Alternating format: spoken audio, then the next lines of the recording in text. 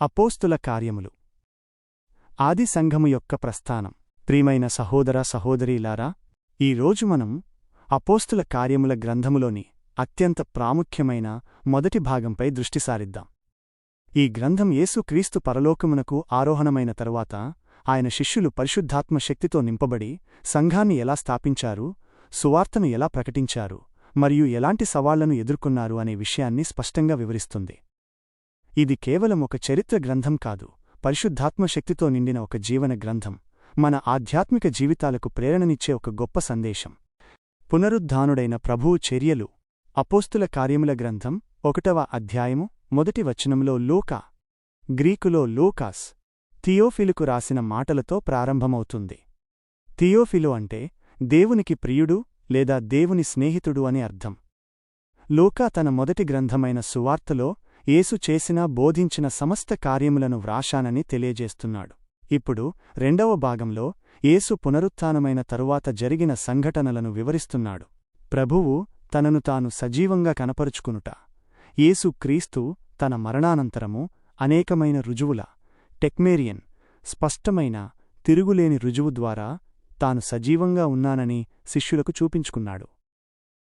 ఇది కేవలం ఒక నమ్మకం కాదు, వాస్తవమైన అనుభవం. ఆయన 40 దినముల పాటు వారికి కనబడుతూ దేవుని రాజ్య విషయములను వారికి బోధించాడు. ఇది శిష్యులకు గొప్ప నిరీక్షణను, ధైర్యాన్ని ఇచ్చింది. ప్రభువు తన అపోస్తలులకు ఆదేశించుట. యేసు తన శిష్యులను ఒక చోట కూర్చోబెట్టి వారికి ఒక ప్రాముఖ్యమైన ఆజ్ఞ ఇచ్చాడు. వారు యెరూషలేము విడిచి వెళ్లకూడదని, తండ్రి వాగ్దానం చేసిన పరిశుద్ధాత్మ కొరకు ఎదురుచూడాలని చెప్పాడు. యోహాను నీటితో బాప్తిస్మమిచ్చెనుగాని వారు కొద్ది దినములలో పరిశుద్ధాత్మతో బాప్తిస్మము పొందుతారని వారికి చెప్పాడు. ఇది వారి జీవితాలలో ఒక కీలకమైన మలుపు. పరిశుద్ధాత్మ శక్తి లేకుండా వారు ఏమీ చేయలేరని యేసు వారికి అర్థం చేయించాడు. అపోస్తలులలో ఖాళీ భర్తీ చేయుటలో క్రీస్తు పాత్ర. యేసు పరలోకమునకు ఆరోహణమైన తరువాత శిష్యులు ప్రార్థనలో నిమగ్నమై ఉన్నారు. యూదా మోసం చేసిన స్థానంలో మరొక అపోస్తలుడిని ఎన్నుకోవలసిన అవసరం ఏర్పడింది. పేతురు నిలబడి యూదా గురించి వివరించాడు మరియు యూదా స్థానంలో మరొకరిని ఎన్నుకోవాలని లేఖనాల్లో వ్రాయబడిందని గుర్తుచేశాడు. వారు బర్సబ్బా అను యూస్తును, మత్తీయను, గ్రీకులో మత్తియాస్ ఎన్నుకున్నారు. వారు చాలా ప్రార్థించి చీట్లు వేయగా మత్తీయ ఎన్నుకోబడ్డాడు.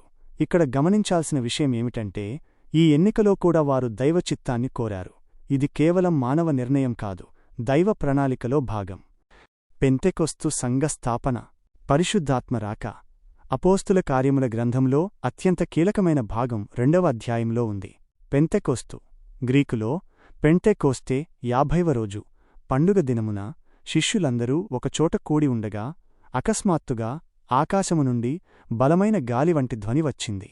అగ్నిజ్వాలలవలే నాలుకలు వారికి కనబడి ప్రతి ఒక్కరిపై వాలాయి.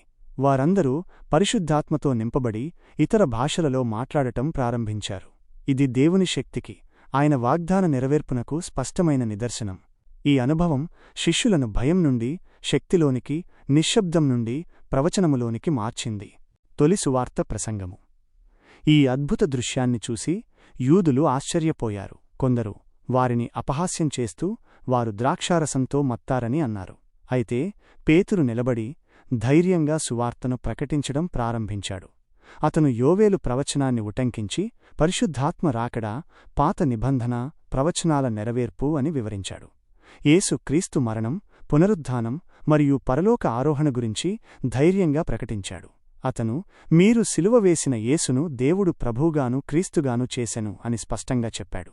సువార్తకు విధేయత. పేతురు ప్రసంగం విన్న ప్రజలు హృదయాలు నొవ్వగా, గ్రీకులో కటానుస్సో, తీవ్రంగా గాయపడటం, బాధపడటం, సహోదరులారా, మేమేమి చేయవలెను అని అడిగారు. పేతురు, మీరు మారుమనస్సు పొంది పాపక్షమాపణ నిమిత్తం ప్రతివాడు యేసు క్రీస్తు నామమున బాప్తిస్మము పొందుడే, అప్పుడు మీరు పరిశుద్ధాత్మ వరము పొందుతారు అని చెప్పాడు. ఆ దినమున సుమారు 3000 మంది రక్షించబడి సంఘంలో చేర్చబడ్డారు. ఇది సంఘం యొక్క అద్భుతమైన ఆరంభం. ఇది దేవుని వాక్యశక్తికి, పరిశుద్ధాత్మ ప్రభావానికి గొప్ప నిదర్శనం. కుంటివానిని బాగుచేయుట. అందులో ఒక సూచక్రియ. 3వ అధ్యాయంలో పేతురు యోహాను దేవాలయములోనికి వెళుతుండగా పుట్టినది మొదలుకుని కుంటివాడైన ఒక వ్యక్తిని చూశారు. అతను వారికి భిక్షమడగగా, పేతురు, వెండి బంగారములు నావద్ద లేవుగాని నాకు కలిగినదే నీకిచ్చుచున్నాను, నజరేయుడైన యేసు క్రీస్తు నామమున నడువుము అని చెప్పి అతని కుడిచేయి పట్టుకుని లేవనెత్తాడు. వెంటనే ఆ వ్యక్తికి బలము వచ్చి గంతులు వేస్తూ దేవుణ్ణి స్తుతిస్తూ దేవాలయంలోనికి వెళ్ళాడు. ఇది అద్భుతమైన సూచక్రియ, యేసు నామములో ఉన్న శక్తికి నిదర్శనం. ఒక సందేశము. ఈ అద్భుతాన్ని చూసి ప్రజలందరూ ఆశ్చర్యపోయారు. అప్పుడు పేతురు వారికి మరొక ప్రసంగం చేశాడు. అతను ఈ అద్భుతం తమ సొంత శక్తితో జరగలేదని, యేసు క్రీస్తు నామమున జరిగిందని స్పష్టం చేశాడు. యేసును తిరస్కరించిన వారి పాపాన్ని ఖండించాడు. అయితే తెలియక చేశారని వారికి మారుమనస్సు, మెటనోయ, మనస్సు మార్చుకోవడం, పశ్చాత్తాపపడటం పొందే అవకాశం కూడా ఇచ్చాడు. అతను మోషే, ఇతర ప్రవక్తలు యేసు గురించి ప్రవచించారని గుర్తుచేశాడు. ఈ ప్రసంగం కూడా అనేక మందిని దేవునివైపు త్రిప్పింది. సంఘముపై హింస ఆరంభము. హింస 4వ అధ్యాయం నుండి సంఘంపై హింస ప్రారంభమవుతుంది. పేతురు, యోహాను ప్రజలకు బోధిస్తుండగా సద్దూకయ్యులు, యాజకులు, దేవాలయపు సర్దారులు వారిని పట్టుకున్నారు. వారు యేసునామమున బోధించడాన్ని అడ్డుకోవాలని చూశారు. వారిని చెరసాలలో వేశారు. అయితే అనేకమంది వారి మాటలు విని విశ్వసించారు. వారి సంఖ్య 5,000కు చేరింది. ప్రార్థన. మహాసభ ఎదుట నిలబడి పేతురు, యోహాను భయం లేకుండా మాట్లాడారు. వారు, మీరు దేవునికి లోబడుట కంటే మనుష్యులకు లోబడుట దేవుని దృష్టికి న్యాయమా? అది మీరే నిశ్చయించుడి. మేము చూచిన వాటిని, విన్నవాటిని చెప్పకుండా ఉండలేము అని ధైర్యంగా ప్రకటించారు. అధికారులు వారిని బెదిరించి విడిచిపెట్టారు. అపోస్తలులు తిరిగి తమ సహోదరుల వద్దకు వచ్చి జరిగినదంతా వివరించారు. వారందరూ ఏక మనస్సుతో దేవునికి ప్రార్థించారు. వారు ధైర్యం కొరకు, దేవుని వాక్యాన్ని ప్రకటించే శక్తి కొరకు ప్రార్థించారు. వారి ప్రార్థనకు ప్రతిస్పందనగా వారు కూడియున్న స్థలం కదిలింది. వారందరూ పరిశుద్ధాత్మతో నింపబడి దేవుని వాక్యాన్ని ధైర్యంగా ప్రకటించారు. ఇది సంఘం యొక్క ఐక్యతకు, ప్రార్థన శక్తికి గొప్ప నిదర్శనం. పరిశుద్ధులు ఏకముగా ఉండుట. 5వ అధ్యాయంలో తొలి సంఘం యొక్క ఐక్యతను, దేవుని పట్ల వారి భక్తిని మనం చూస్తాము. విశ్వసించిన వారందరూ ఏక మనస్సు, ఏక ప్రాణము కలిగి ఉన్నారు. వారిలో ఎవరికీ కూడా తమ సొంత వస్తువులను ఏదీ లేదని చెప్పారు. వారికి ఉన్నదంతా వారు పంచుకున్నారు. ఇది ప్రేమకు, త్యాగానికి గొప్ప ఉదాహరణ. బర్నబా, గ్రీకులో బర్నబాస్, ఆదరణ కుమారుడు అనే వ్యక్తి తన పొలాన్ని అమ్మి దాని విలువను అపొస్తలుల పాదాల వద్ద ఉంచాడు.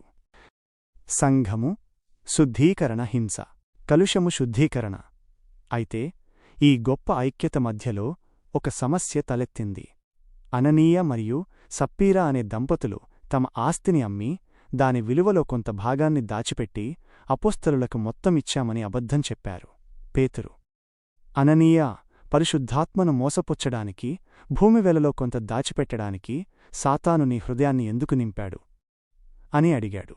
వారు అబద్ధం చెప్పినందుకు వెంటనే మరణించారు. ఇది సంఘములో పరిశుద్ధతను, దేవుని భయాన్ని నిలబెట్టడానికి దేవుడు చేసిన కార్యము. అనాసిస్, గ్రీకులో అనాసిస్, శుభ్రపరచడం, శుద్ధి చేయడం అంటే దేవుడు తన ప్రజలలో పాపాన్ని సహించడు అని చూపించాడు. హింసలో ఎలుపటి శుద్ధీకరణ.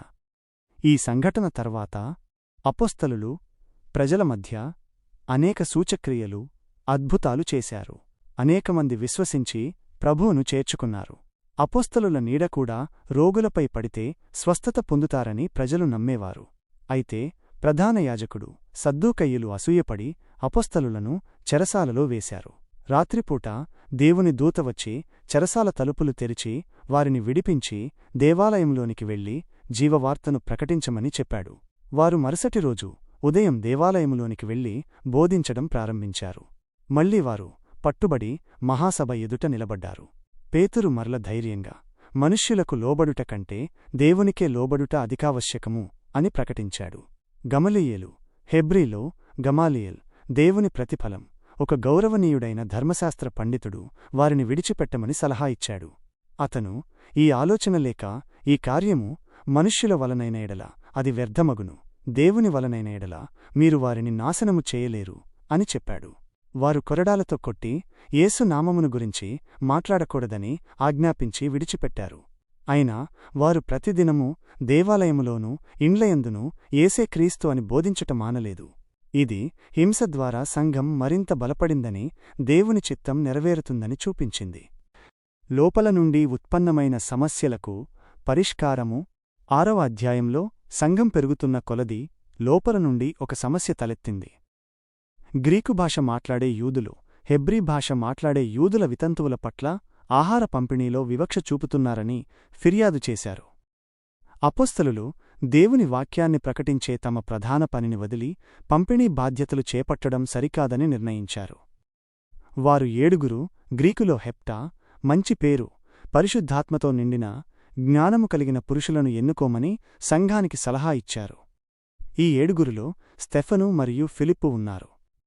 ఈ ఎన్నిక ద్వారా సంఘంలోని ఆచరణాత్మక అవసరాలు తీర్చబడ్డాయి. అపోస్తలులు తమ ప్రధాన పరిచర్యపై దృష్టి సారించగలిగారు. ఇది సంఘంలో క్రమశిక్షణకు, సమర్థవంతమైన నిర్వహణకు ఒక నమూనా. తొలి క్రైస్తవ హతసాక్షి, ప్రజలను రేపుట 7వ అధ్యాయంలో స్టెఫను యొక్క గొప్ప ప్రసంగం మరియు అతని మరణం గురించి మనం చూస్తాము. స్టెఫను ప్రజల మధ్య అద్భుతాలు, సూచక్రియలు చేశాడు. అతని జ్ఞానాన్ని, అతను మాట్లాడిన ఆత్మను ఎవరూ ఎదుర్కొనలేకపోయారు. కాబట్టి వారు కొందరు అబద్ధ సాక్షులను రెచ్చగొట్టి స్టెఫను మోషేకు, దేవునికి వ్యతిరేకంగా దూషణ వాక్యాలు మాట్లాడుతున్నాడని ఆరోపించారు.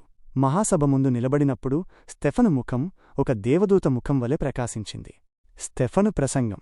స్టెఫను మహాసభకు తన సుదీర్ఘమైన, శక్తివంతమైన ప్రసంగాన్ని అందించాడు. అతను ఇశ్రాయేలీయుల చరిత్రను, అబ్రహాము నుండి మోషే వరకు మరియు దేవాలయ నిర్మాణము వరకు వివరించాడు. అతను వారి పూర్వీకులు ప్రవక్తలను ఎలా తిరస్కరించాడో మరియు వారు యేసును ఎలా తిరస్కరించారో స్పష్టంగా చూపించాడు. అతను వారిని కఠినమైన మెడగలవారని, గ్రీకులో స్క్లేరో ట్రేచ్లోస్ మొండివారు, దైవచిత్తానికి లోబడనివారు, పరిశుద్ధాత్మను ఎల్లప్పుడూ ఎదిరించేవారని నిందించాడు. అతను, ఇదిగో ఆకాశములు తెరవబడుటయు, మనుష్యకుమారుడు దేవుని కుడిపార్శ్వమున నిలబడియుండుటయు నేను చూచుచున్నాను అని చెప్పినప్పుడు వారు ఆగ్రహంతో అతనిపైకి దూకారు. స్టెఫను మరణం. వారు స్టెఫనును నగరము వెలుపలికి తీసుకెళ్లి రాళ్లతో కొట్టారు. స్టెఫను మరణిస్తున్నప్పుడు, ప్రభువా, యేసు, నా ఆత్మను స్వీకరించుము అని ప్రార్థించాడు. మోకాళ్ళుని, ప్రభువా, ఈ పాపమును వీరికి ఆరోపింపకుము అని బిగ్గరగా పలికాడు. అప్పుడు నిద్రపోయాడు. సౌలు అనే యువకుడు తరువాత అపోస్తలుడైన పౌలుగా మారతాడు. స్టెఫనును రాళ్లతో కొట్టడాన్ని ఆమోదించాడు. స్టెఫను తొలి క్రైస్తవ హతసాక్షిగా చరిత్రలో నిలిచిపోయాడు. అతని మరణం సువార్త వ్యాప్తికి ఒక కారణమైంది. హింసలో సువార్త వ్యాప్తి. 8వ అధ్యాయము 3వ వచనం వరకు సౌలు సంఘాన్ని హింసించడం ప్రారంభించినట్లు మనం చూస్తాము. అతను ఇంటింటికి వెళ్లి పురుషులను, స్త్రీలను లాగి చెరసాలలో వేశాడు. ఈ హింస ఫలితంగా యెరూషలేములోని విశ్వాసులు చెల్లాచెదురు అయ్యారు. అయితే ఇది దేవుని ప్రణాళికలో భాగమే. చెల్లాచెదురు అయినవారు వెళ్లిన ప్రతిచోటా సువార్తను ప్రకటించారు. తద్వారా సువార్త యెరూషలేము దాటి యూదయ, సమరయ ప్రాంతాలకు, భూదిగంతములకు వ్యాపించడం ప్రారంభమైంది. ముగింపు. అపోస్తుల కార్యముల మొదటి భాగం మనకు చాలా ముఖ్యమైన పాఠాలను నేర్పుతుంది.